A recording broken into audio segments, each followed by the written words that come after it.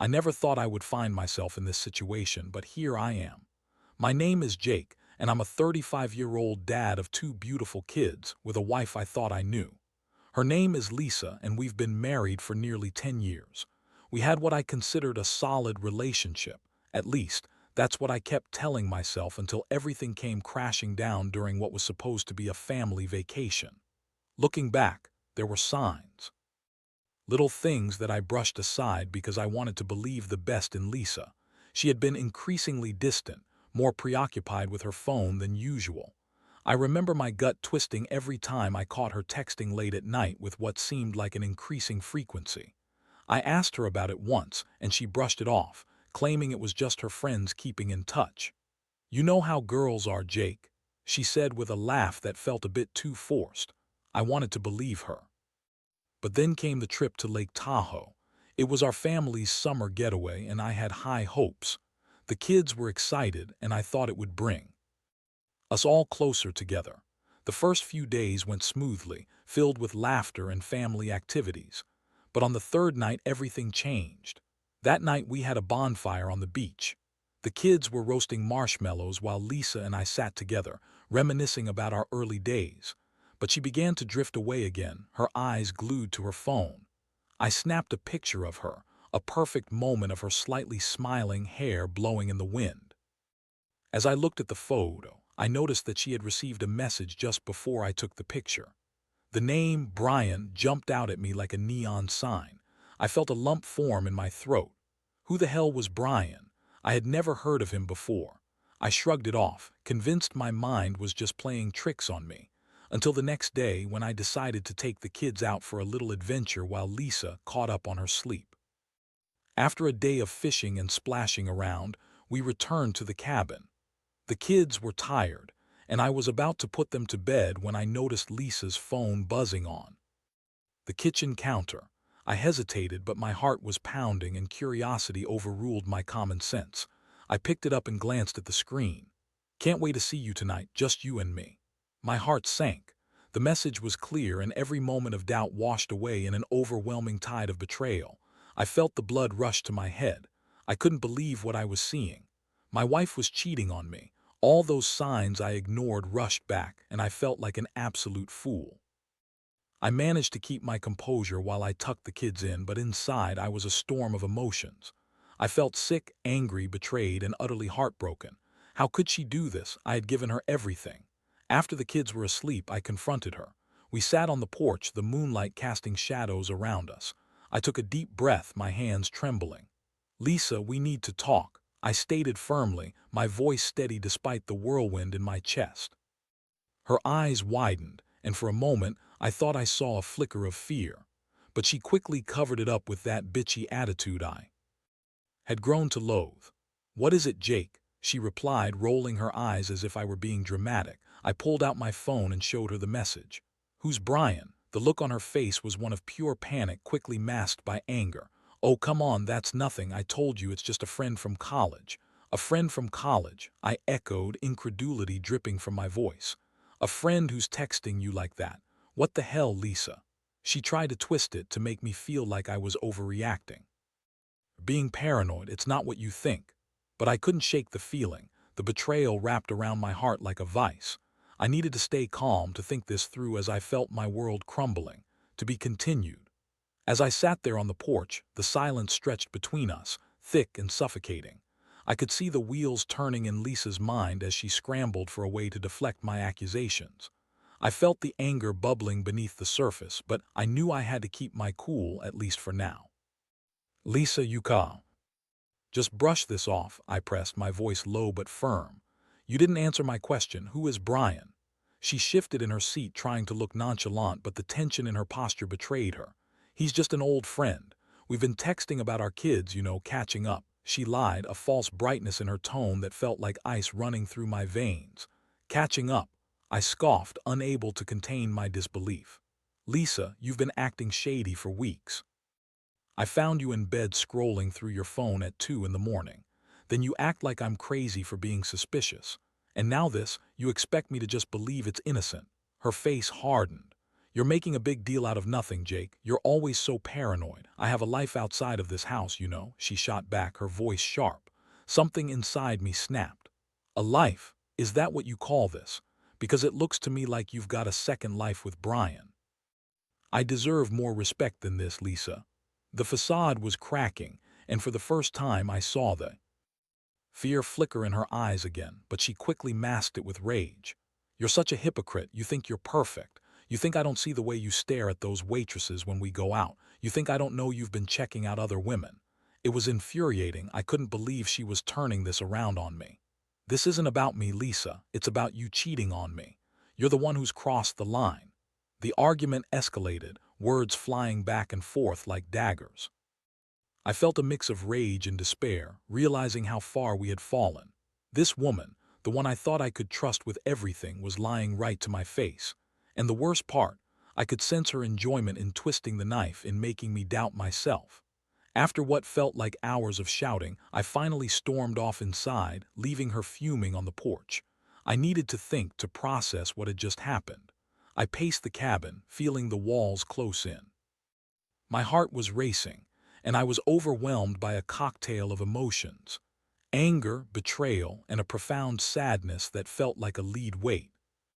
In my chest, I thought about the kids, about how this would affect them.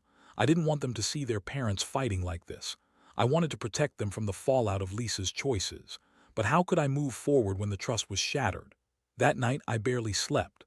I tossed and turned, my mind racing with thoughts about Lisa and Brian.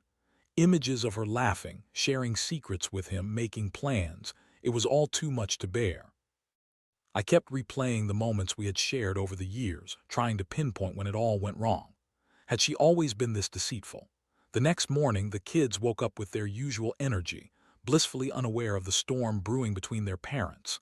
I forced a smile, trying to keep things normal, but I felt like I was living a lie.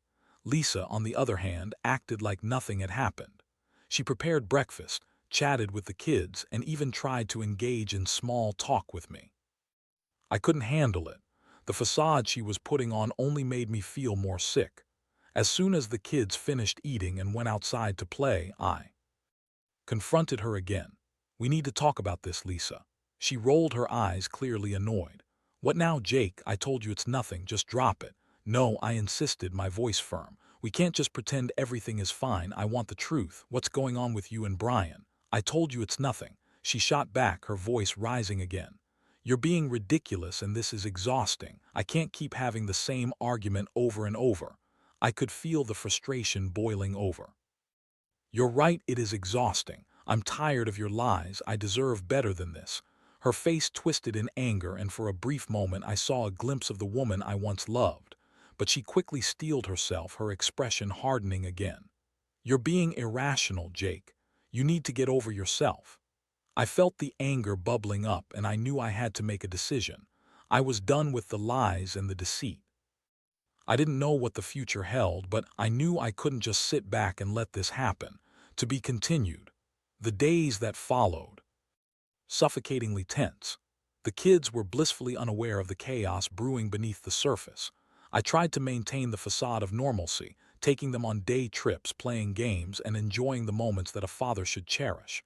But the reality of my marriage was like a dark cloud looming over me, threatening to rain down at any moment. Lisa continued to deflect, throwing in little comments that made me question my sanity.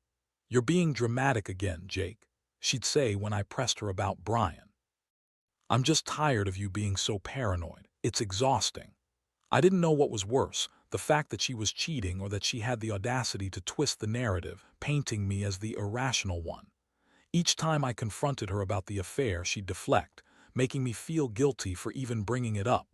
One night, after putting the kids to bed, I sat in the living room, staring blankly at the wall. It was late, and the silence was deafening. I knew I had to make a decision, and it weighed heavily on my mind. I felt lost and alone, but I couldn't shake the feeling that I needed to take back control of my life. I picked up my phone and texted a close friend, Mark, who knew about the issues in my marriage. Can we talk? I need some advice. He responded almost immediately, suggesting we meet at a nearby diner. I needed to devise a plan to figure out my next steps, and I knew Mark could help with that. When I arrived at the diner, Mark was already seated in a booth, his brow furrowed with concern.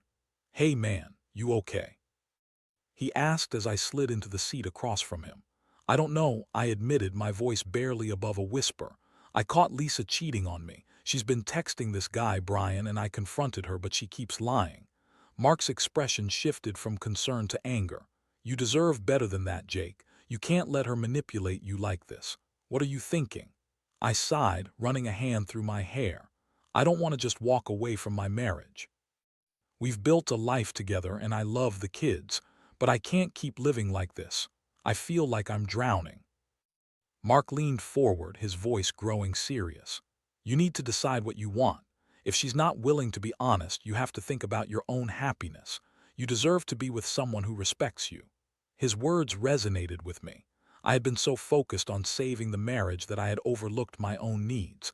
I couldn't keep pretending everything was fine while she was carrying on behind my back. The emotional toll of the situation was draining. As we talked, I began to formulate a plan.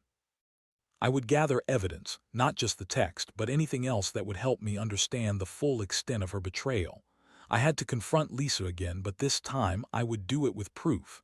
I wanted to make sure she couldn't twist the narrative. Over the next few days, I kept my distance from Lisa. I observed her more closely, watching her interactions, trying to catch her in a lie. It wasn't long before I had my breakthrough. One afternoon, I saw her pull out her phone and start texting while I was in the next room. I tiptoed closer, straining to hear. "Can't wait. See you tonight," the message read. It felt like a punch to the gut. I felt rage boiling up inside, but I knew I had to play this smart. I took my phone out and snapped a picture of her screen. I wasn't going to let her deny this any longer. I needed solid proof for the confrontation that was bound to happen. That evening, after the kids went to bed, I steeled myself for what was about to unfold. Lisa was in the kitchen, washing dishes, completely unaware of the storm that was about to break. I walked in, my heart racing, but I kept my demeanor calm. "Lisa, we need to talk," I stated, crossing my arms. She turned to me, a hint of annoyance in her eyes. "What is it now, Jake?" I pulled out my phone and showed her the picture. "You keep insisting it's nothing, but I don't think so. Who are you texting? What's going on with Brian?" Her face paled as she glanced at the picture. For a brief moment, I could see the shock and fear etched across her features, but it was quickly replaced by anger. She snapped back, "You're crazy. That doesn't mean anything." "It means everything," I shot back, my voice rising. "You've been lying to me. You've been cheating on me." "Jake, you don't understand. It's just a stupid flirtation. It doesn't mean anything," she said, her tone defensive. "Just a flirtation," I echoed, incredulity filling my voice. "You think I'm going to accept that? We're supposed to be a team, Lisa. You're breaking our family apart." She crossed her arms, her expression hardening. "You're overreacting. You always do this. Can't you just let it go?" "No, I can't just let it go. You've betrayed my trust and I can't stand it anymore." The argument escalated again, but this time I felt empowered. I wasn't going to let her manipulate me with her lies any longer. I felt a surge of determination. I knew I had to make a choice, whether to fight for the marriage or walk away from this toxic situation. To be continued. The atmosphere in the room was electric, pulsing with anger and hurt.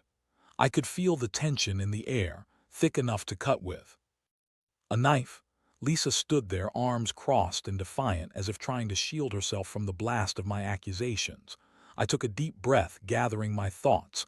I had reached a breaking point and I needed to lay everything bare. "Lisa, let's be clear," I said, my voice steady. "This is not just a stupid flirtation. You're in a full-blown affair. I deserve to know what you've been doing behind my back. I deserve the truth." She hesitated, her facade wavering. "I didn't mean for it to go this far," she finally admitted, her voice softer but still defensive. "It just happened. Just happened." I scoffed, disbelief flooding my veins. "How can you say that? You chose to text him, to meet him. You made a conscious decision to betray me and our family." At that moment, I could see the cracks appearing in her armor. Her bravado faltered, and I could sense the vulnerability hiding beneath the anger. "I was lonely, Jake. You've been so distant lately. I wanted someone to talk to, someone who made me feel good about myself again," she confessed, her voice trembling. "Lonely?" I echoed, my heart sinking. "What about me? I've been working my ass off to provide for this family, spending late nights at the office to make sure we're stable. I thought we were in this together." As I spoke, I could feel the anger transforming into a deep sadness. It hurt to realize that she had chosen to seek comfort in someone else instead of coming to me with her feelings. Instead of talking to me, you went a Brian. You chose to betray me. Her head dropped, and for a moment I thought I saw remorse in her eyes, but then she looked up, anger flashing again. "You always act like you're perfect. You don't see how you've pushed me away with your work and constant stress. I needed someone who was there for me. Brian was there." I felt a wave of frustration wash over me. "This isn't about me, Lisa. You made the choice to cheat. You broke our vows. You're the one who decided to step outside our marriage." The argument spiraled, each word stinging more than the last. I felt like I was watching a piece of my life shatter before my eyes. The reality of our situation was finally sinking in, and I understood that I couldn't keep ignoring the truth. "Jake, I never meant to hurt you," she said, her voice a mix of anger and desperation. "I just wanted to feel wanted again." "And what about our kids?" I shot back, my voice rising again. "You've put everything at risk for a fling. What kind of example does that set for them?" She opened her mouth to protest, but I didn't let her. "You need to understand that this isn't just about us anymore. Our decisions impact our kids. I won't let this destroy our family because of your selfishness." The silence that followed was deafening. I could feel the weight of our realization settling in. Everything we had built, our home, our family, was in jeopardy because of her choices. I was furious, yes, but I also felt a sense of loss for the love we once shared. "Jake, please." Lisa's voice broke through the silence, almost pleading. "I want to fix this. I'll end things with Brian. Just give me a chance." I felt a wave of conflicted emotions wash over me. A part of me wanted to believe her, wanted to cling to hope for our marriage, but another part, a stronger part, knew that trust had been shattered beyond repair. "I don't know if I can just forgive and forget," I replied, my voice trembling. "Then what do we do?" she asked, her eyes wide and pleading. "I don't want to lose you." I sat back, my mind racing. "I think we need space. I can't pretend everything is fine when it's not. I need time to think about what I want. I can't stay here, not like this." As soon as the words left my mouth, I could see the realization hit her. I was serious. The fight had drained from her. The anger had faded, replaced by fear of the unknown. "Please, Jake, don't say that," she begged, tears forming in her eyes. "I can change, just give me a chance." I shook my head. "You had your chance, Lisa. This isn't just about your feelings anymore. I need to think about our kids, about what's best for them. I need to decide if this marriage is worth fighting for." With that, I turned and walked away, leaving her standing there, a mix of anger and despair etched on her face. I went to the living room, my heart heavy. I couldn't shake the feeling that I was on the edge of something monumental, something that would change everything. As I sat in the silence, I thought about the future. The thought of a divorce loomed over me like a dark cloud, but the idea of fighting for a marriage built on broken trust felt equally daunting. My heart was torn, and I knew I had to make a decision. To be continued. I spent the following days in a haze, my mind racing with thoughts of what had just transpired. Lisa was a ghost in our home, a mere shadow of the woman I once knew. The kids were blissfully unaware, and I tried to maintain some semblance of normalcy for their sake, but it felt like I was living a lie. Every moment with Lisa was strained. She tried to engage in small talk, attempted to make dinner as if nothing had happened.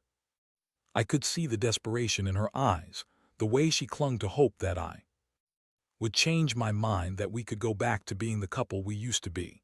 But it was impossible. The trust was gone, and that empty space was filled with sorrow and resentment. One evening, after the kids were tucked in bed, I found myself sitting at the kitchen table, staring blankly at my phone. I scrolled through social media, seeing friends post pictures of their happy families, their blissful lives. I felt a pang of envy.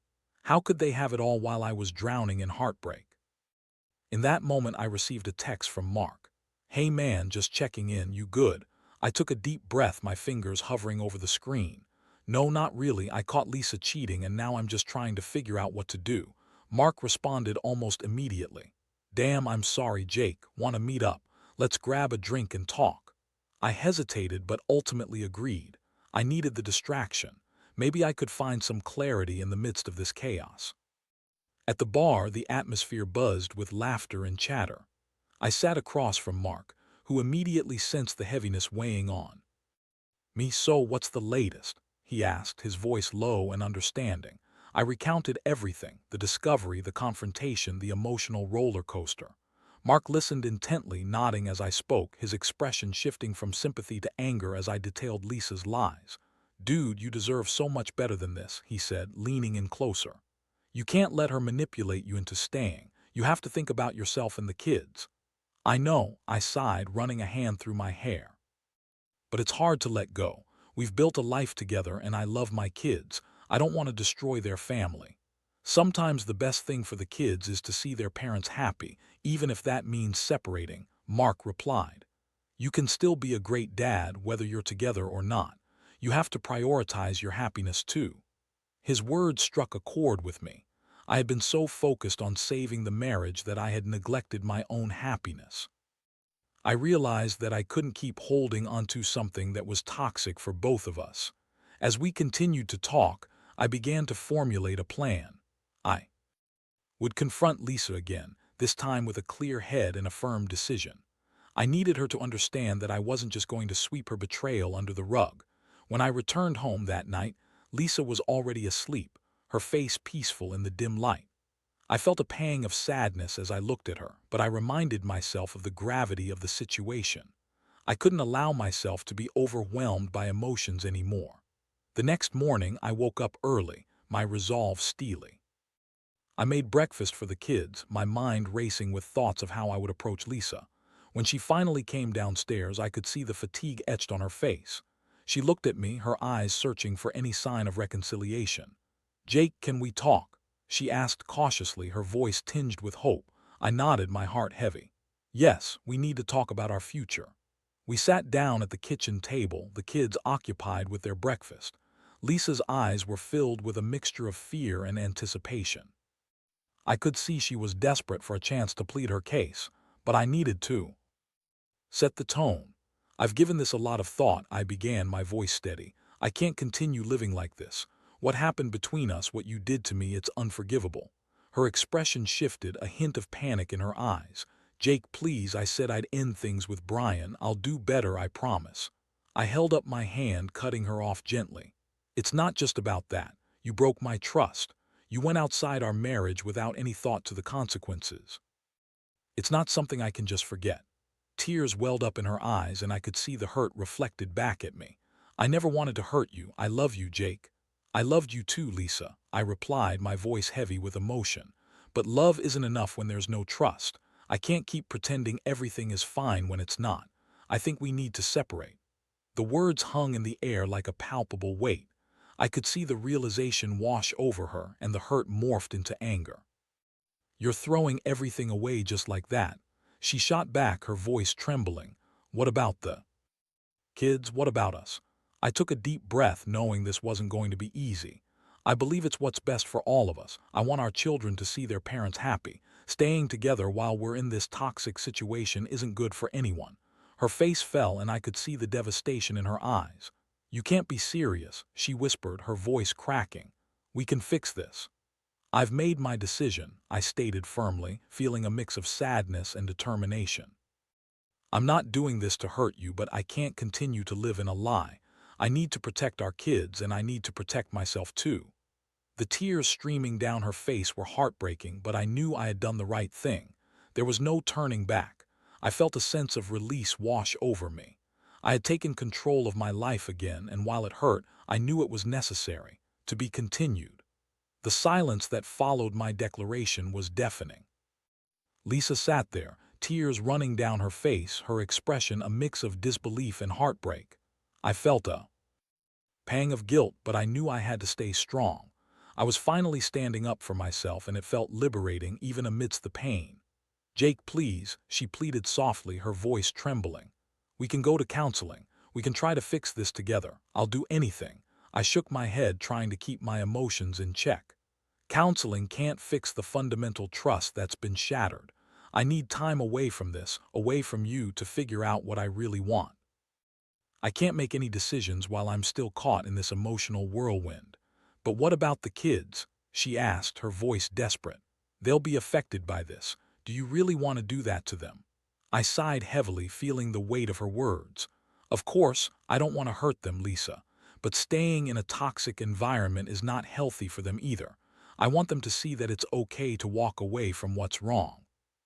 She looked defeated, the fire of anger that once sparked in her eyes now dimmed. I felt like I was watching the life drain out of her. You're tearing our family apart, she whispered, her voice filled with sorrow. I'm not doing this to hurt you, I replied, my voice softening. I'm trying to do what's best for all of us.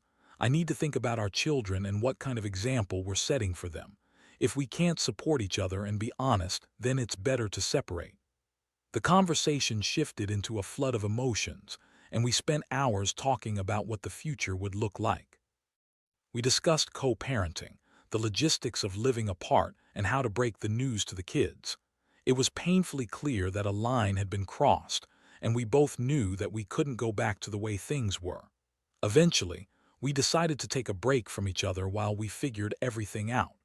I moved into a small apartment nearby. It felt surreal packing up my belongings, knowing I was leaving behind the life I had built with Lisa. The memories flooded back. Our wedding day, the moment our first child was born, the laughter shared over family dinners. It was bittersweet, but I had come to terms with the reality that our marriage had become a source of pain rather than joy. The first few weeks after the separation were challenging. I felt like I was in a fog, juggling my responsibilities as a father while trying to navigate this new chapter of my life. I leaned heavily on friends and family for support, spending time with Mark and others who reminded me I wasn't alone. When I was with the kids, I focused on creating a stable environment. I made it a priority to keep communication open, encouraging them to express their feelings about the changes happening in our lives. I wanted them to know it was okay to be sad, to be confused, and most importantly, to talk about it. One evening, after a day filled with laughter and play, my daughter, Lily, crawled into my lap. "Daddy, do you miss Mommy?" she asked innocently, her big brown eyes searching my face for an answer. I paused for a moment, my heart aching. "I do, sweetheart. But sometimes, even when we miss someone, it's for the best if we're apart. Mommy and I love you both so much, and we want to make sure you're happy." She nodded, her little brow furrowing as she tried to process my words. "Will you and Mommy be okay?" I smiled softly, pulling her closer. "Yes, we'll always be okay, Lily. We're still a family, just in a different way now." The conversations with my kids became a lifeline for me. They were my motivation to stay strong and move forward. I began to embrace this new chapter in my life. I took the time to focus on myself, rediscovering hobbies I had neglected and spending time with friends who brought positivity into my life. As the weeks turned into months, I began to find a sense of peace within myself.